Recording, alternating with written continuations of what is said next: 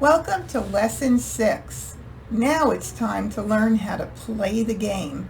In Lesson 6, you're going to learn the nitty-gritty of rearranging your tiles to target specific hands and/or categories. We left off lesson number 5 by initially organizing our tiles. Now it's time to pick our categories and even some hands. For ease in viewing, I'm going to move the rack out to the middle of the table and put the card in front of it. I'm going to move all of the tiles up onto the flat part of the rack, which is where exposures are done, just for ease, and you're seeing what I'm doing. All right, so right now we have everything organized, but it's not going to stay that way for long. All we do is have it organized with all the suits together and the winds and dragons here. Now, when you're looking at these tiles, you're going to be thinking to yourself for quite a while, what do I do with these? How do I figure out how I get these tiles into one of these hands? And a friend of mine recently said, Mah Jongg is like a box of chocolates. You never know what you're going to get. And that is so true. Alrighty, well, let's go ahead and get started with it. So the first thing you want to do as a new player is take a look at the different categories, and we're going to figure out which category is best suited for the tiles that we have. And to do this initially, the best way to do this is to now rearrange these into odds and evens.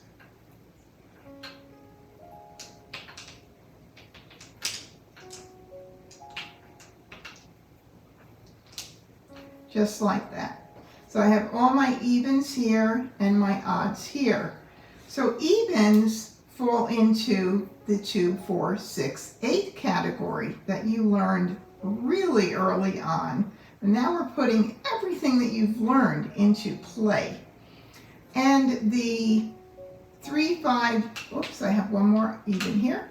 And the 3, 5, 7s are now here, and those are in the 1, 3, 5, 7 category. And we have a little bit of 3, 6, 9 as well. So if I look at this, I'm going to say right away, wow, I have a lot more evens than I do odds. Okay, great. Now with that said, let's take a look to see if we have anything that would work for us in the 2023 category. Now I am going to move out my 2, and I'm going to take my soap, which is also our 0, and I'm going to move any 2s and 3s together to see how much we have potentially in 2023. We don't have a whole lot. We have 4. So maybe it's something we could consider, but it's not a whole lot. I'm going to move those 3s back. And I'm going to put this back here with the other dragons. All right, so we still have a good amount of the 2, 4, 6, 8 here. And now we're going to, so keeping in mind the next category, which is 2, 4, 6, 8, that's a potential. And then we could look at like numbers. Now remember, like numbers can be any number as long as all of the groupings in those hands are the same. Well, we do have 3 8s. So if we're going to keep 2, 4, 6, 8, we can also keep those 3 8s as well. Okay, let's look at addition hands. Addition hands, the first 2 groupings of the Kongs need to be anywhere from 1 to 4. And we do have a 4 here. And we do have a 1 here.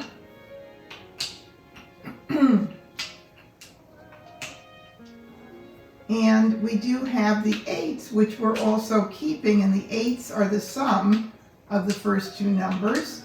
So it's either going to be 1 plus 1 equals 2, 2 plus 2 equals 4, which we have the 4s here, 3 plus 3 equals 6, and that would be then keeping our 3s, and 4 plus 4 equals 8, and we already have our 4, and we already have our 8s.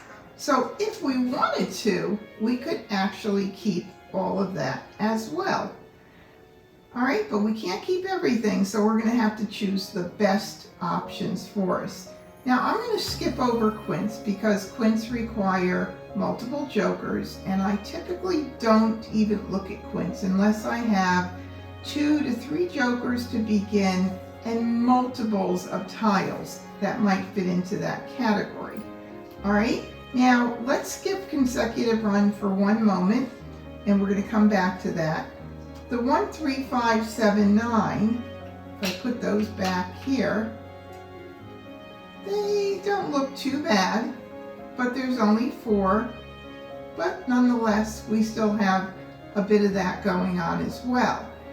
Now, Winds and Dragons, moving along to the Winds and Dragons section, we have 3 dragons and 1 wind. So that's pretty nice too, because we've got a good amount of that already forming as well in the Winds and Dragons. But again, we can't keep every single thing. So if I were to, and another thing too with Winds and Dragons, since there are since there are dragons in many of the other sections, I would want to keep those anyway, because if you look at 2, 4, 6, 8, there is a hand that uses dragons, and I would keep those right now. Maybe they'll work out with that category. So at this point, I'm really thinking of 2, 4, 6, 8, maybe any like numbers, and any like numbers line number 2 also uses dragons. And I think I'm going to keep all of that because I like those options, 2, 4, 6, 8, and any like numbers category.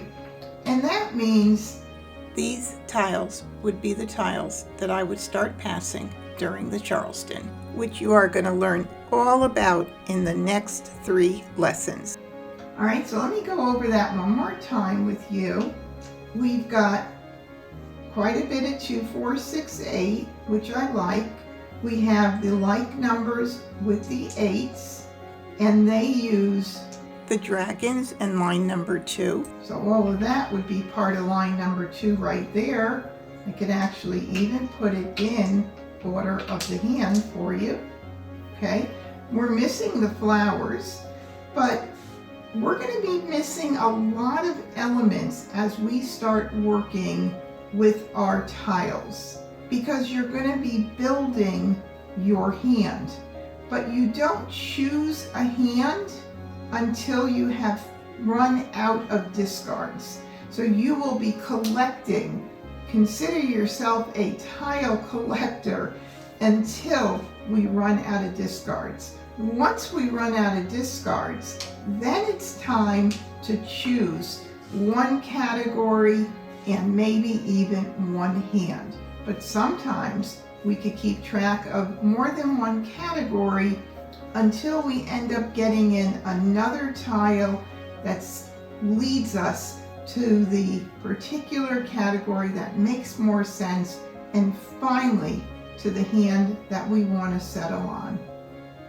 So this is how it works. And I didn't mention 3, 6, 9, but having only 2 3s would not even make me look to play in 3, 6, 9. And I did say that I want to go back to the consecutive run, which I do want to do, because the consecutive run is so flexible in those numbers if you do have runs. And we have little pieces of runs with 2s and 3s and 4s, but in all honesty, I still don't want to go that way and into that direction of the runs, because I'm very happy right now keeping all of these tiles to see what comes in when we start the Charleston. And of course, singles and pairs is not really an option for me because I'm starting with a joker. If I had no jokers, we would talk about singles and pairs. We're going to go over organizing another set of tiles that have been dealt in. When dealing in these tiles, I decided to be east. So I have 14 tiles in this hand. As I mentioned in a previous video, I have the advantage of one extra tile to start with. 2, 4, 6, 8, 10, 12, 14. All right, now we're going to go ahead and organize these tiles the initial way you were shown, and then we're going to break it down even further into categories and or hands. So to begin, I like to put my winds and dragons on the right. Flowers always go at the beginning, and then jokers in front of all of the other tiles. This goes down here with the dragons. Now I'm going to sort in suit and numerical order. Here we go. That is all organized the way we do so initially when we set up our hand, and before we go any further into looking at actual categories and or hands that we might work on.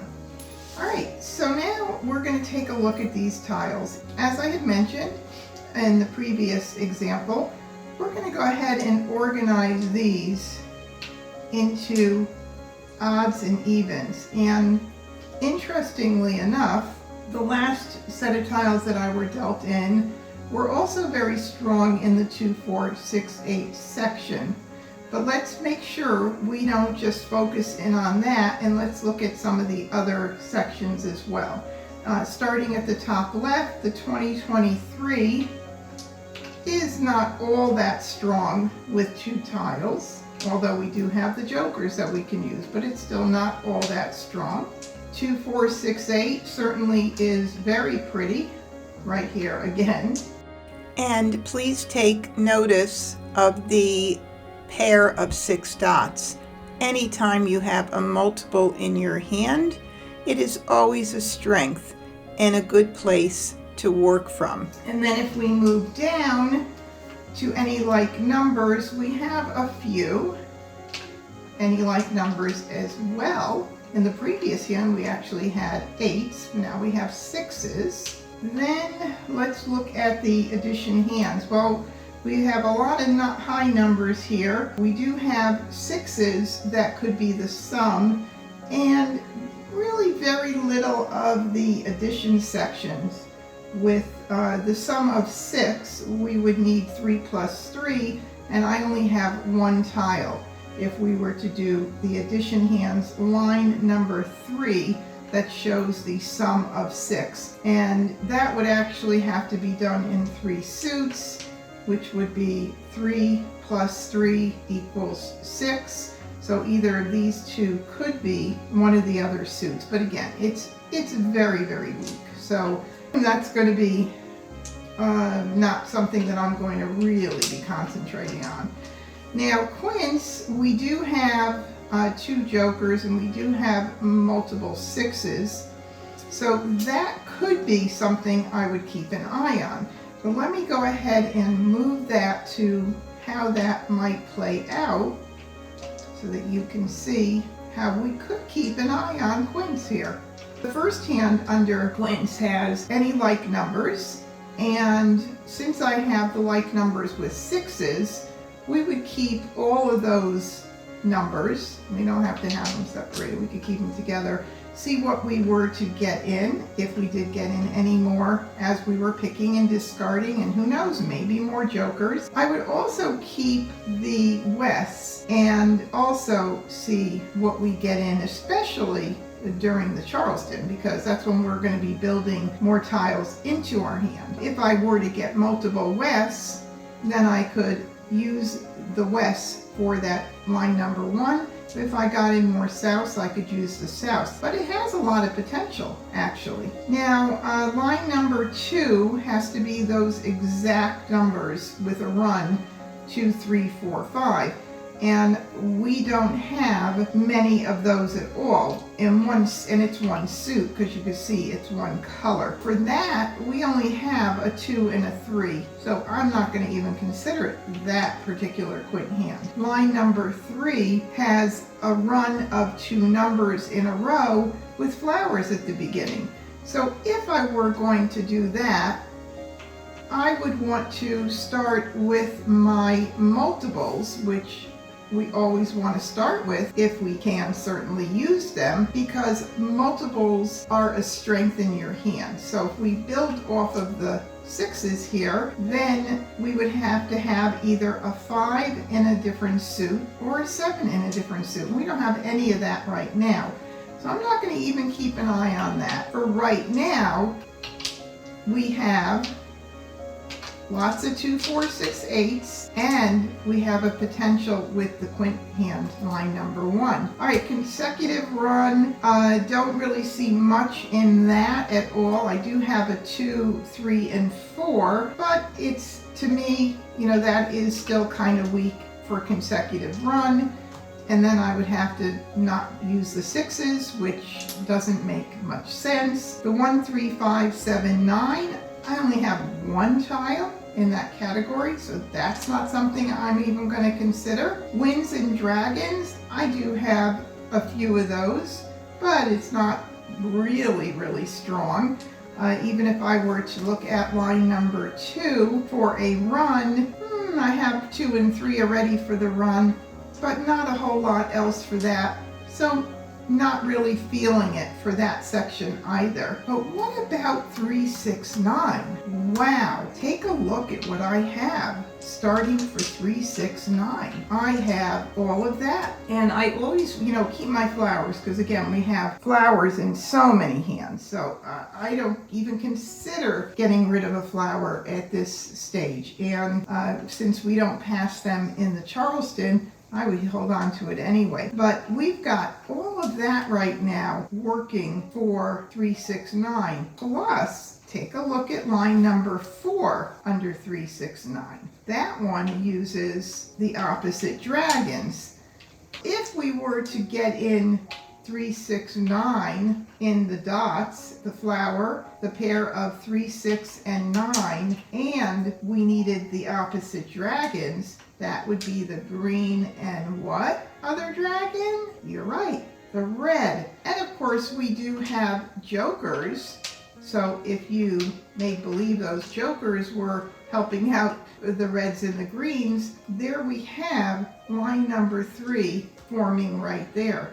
I really like that, and I really like the 3, 6, 9 category. In my opinion, it's more flexible than the 2, 4, 6, 8 category.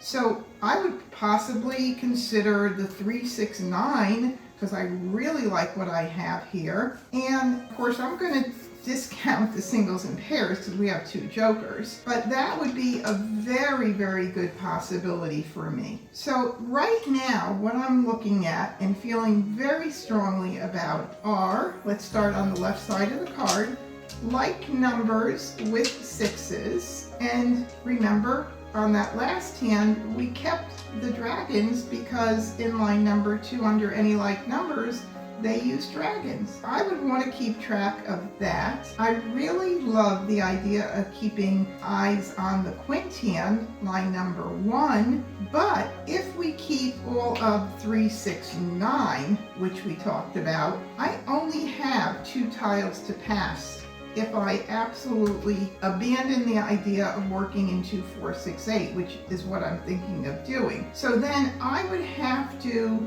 make a decision as to what else I could pass on that first right to keep everything else available for me to keep track of. What could we possibly get rid of that might work? We don't want to get rid of any of the like numbers for sure, and I don't want to get rid of the 3 dots because under that hand we talked about with the dragons, line number 4, we need 3, 6, and 9 in one suit with the opposite dragons to the dots. So I really don't want to get rid of that either. So I think that what I would do is give up one of the wins, still hoping that I might get something else in that will lead me in the right direction once I pass. So this would be my choice, either this wind or this wind, and that will enable me to keep track of any like numbers, line 1 or possibly line 2, and the 3, 6, 9, and even the 3, 6, 9 category. Right now we don't know what hand's going to go in. Remember, we're just building a hand, and that takes time through the Charleston and then through picking and discarding. And then one of the wins, and those would be the tiles that I would pass on my first right. That's it for lesson 6, and I will see you very soon in lesson 7. Get ready for the Charleston.